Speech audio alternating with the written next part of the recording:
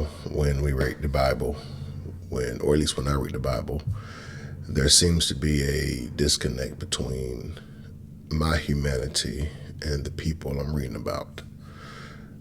For example, when we read about Moses or about David or about Solomon, there's always this separation of they're better than me, they couldn't understand what I'm going through, and vice versa.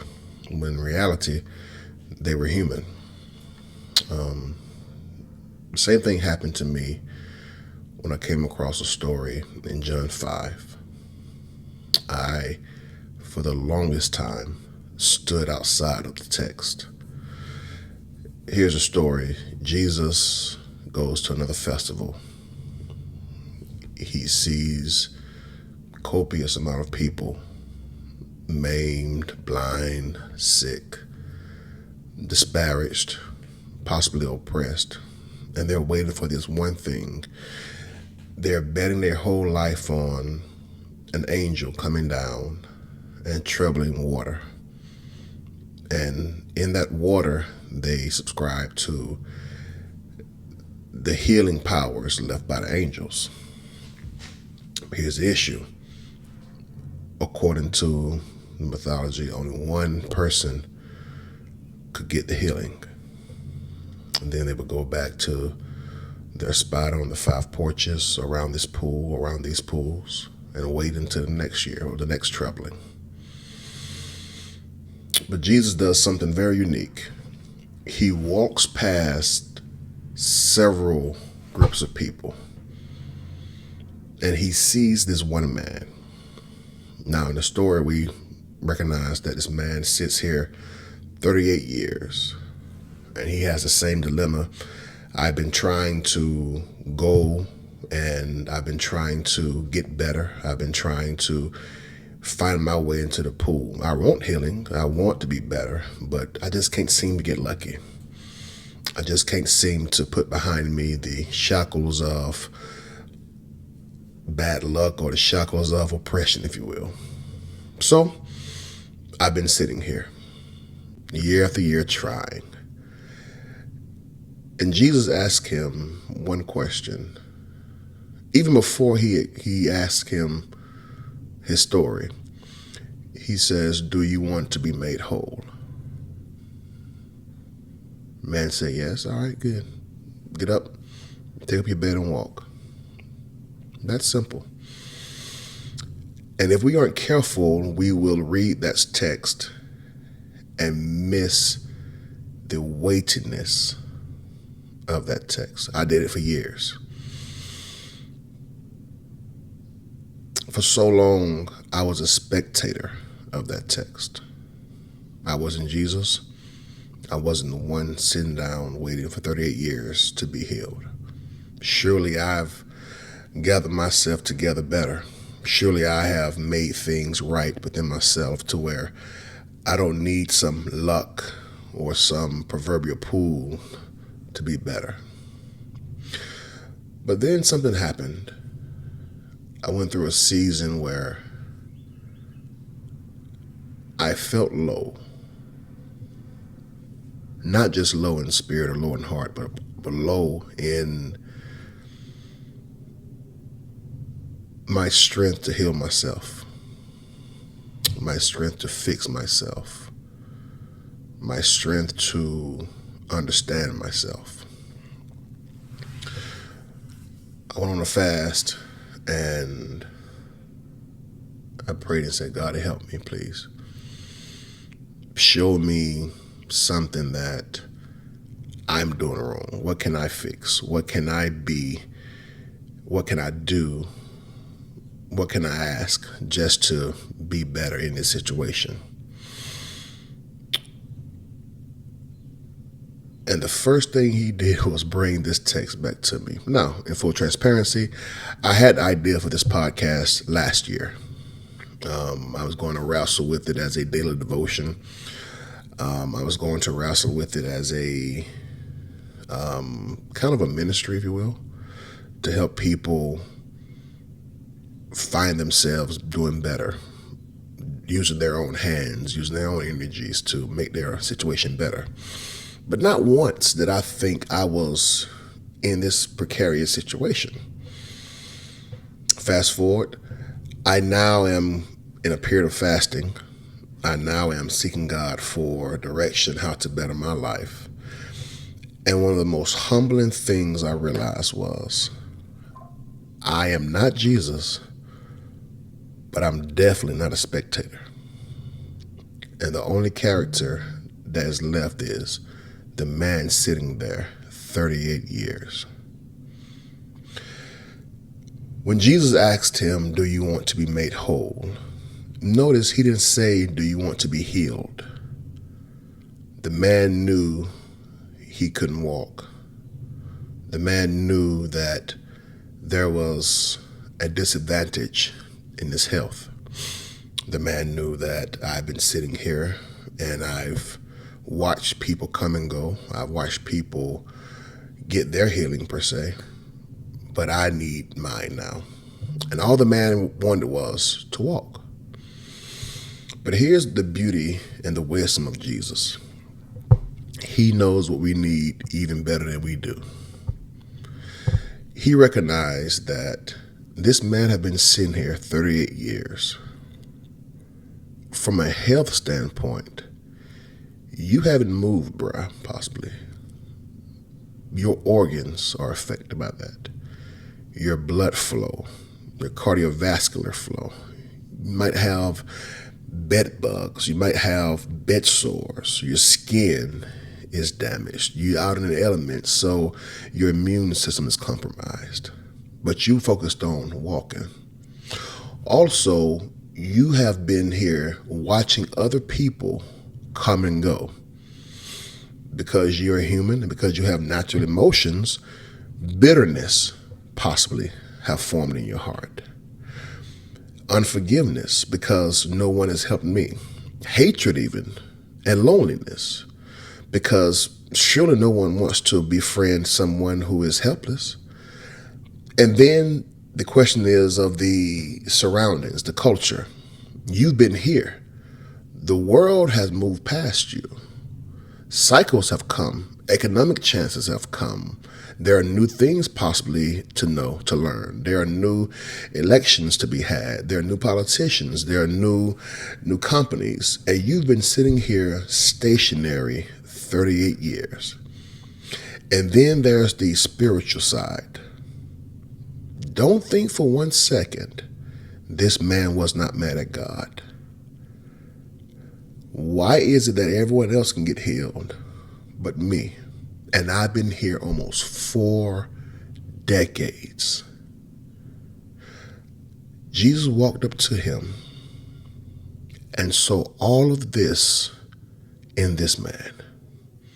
But all the man saw was walking again, his legs, and not being able to walk.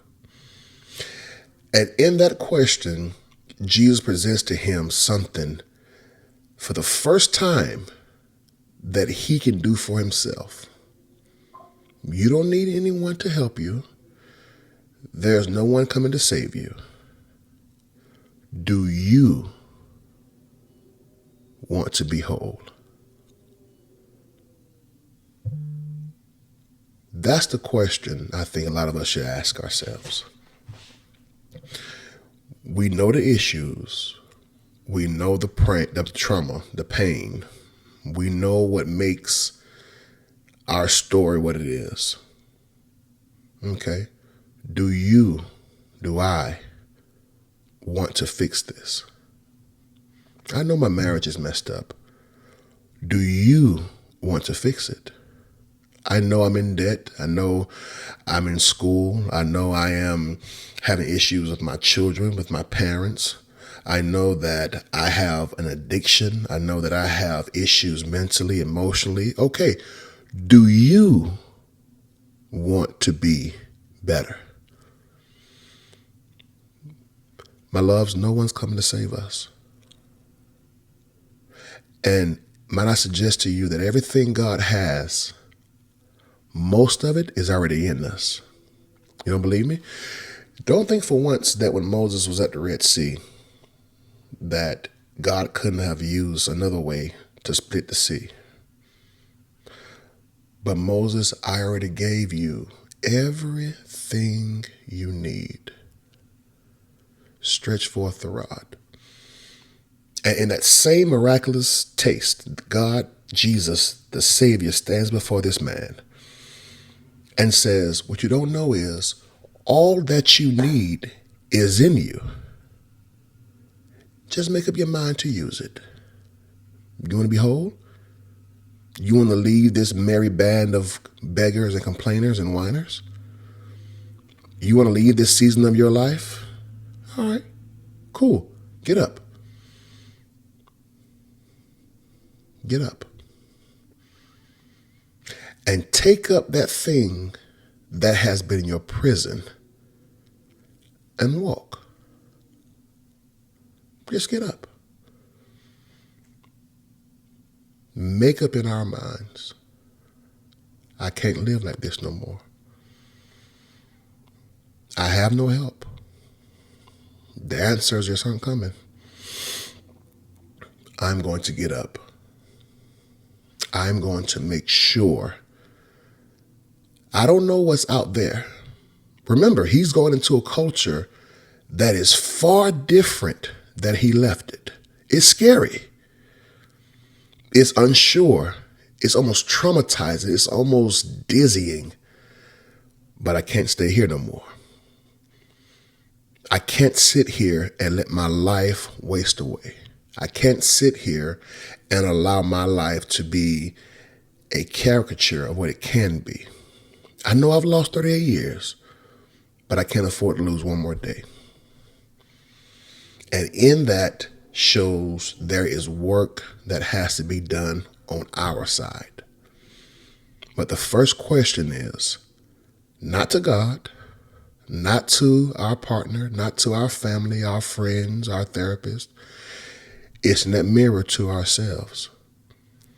Joshua, whatever your name is, do you want to be better in this situation? I chose the name Holy and Whole, first because God gave it to me, but secondly because a lot of us have the holy, have the outer appearance, have the first part of our lives dealt with. And holy can represent the job, the career, the religion, the salvation, the community, the marriage, the family, anything. But we're not whole in another part. And a lot of us have misconstrued success for wholeness. We have confused things of this world, successes, money, friendships, degrees, for wholeness. And we still have that thing that we don't see. We still have that trauma. We still have those negative side effects that we aren't sure of. Just like the man, he was so focused on walking that he didn't realize there was a long list of things, bruh, that you need to be taken care of. And that's us. That's us. And until we are made whole, we will never be the best we can for the kingdom, for our families, and for this world. Never. This podcast, this movement, this journey is not home. This is simply a place to pass through. Because I believe that trauma should be healed. I believe that negative character flaws should be fixed. I believe that things that harm us or hurt us or pull us down should be released, and we should move on like that man. He didn't come back. I trust me, he didn't come back to visit the pool. He moved on from it. And I want us to do the same thing. So here's what this is. This is a movement to evaluate all of our lives, to find those things that attach themselves to us unaware. Those small things, those big things, those superfluous things we think that allows us not to be the best we can be. and to do the work to move past them. Wholeness is needed. Wholeness is required. And if we do the work, wholeness will be our portion. All right? So every day when I have upload, a daily devotional, if you will, something to think about, to be whole. All right? If you don't mind, share this with your friends and family. This would be on YouTube, Spotify, Apple Podcasts, and anywhere else you can get your podcasts from. I look forward to this journey. I look forward to seeing what we become on the other side of this. And I look forward to seeing what questions and what answers and what commitment and how much we're willing to invest in ourselves, in our careers, in our future, in our marriages, in our homes. And I promise you, if you do your part, there's a Savior saying, all right, get up then and walk. And the best news about it is he doesn't leave you to walk by yourself. All right? We'll talk later.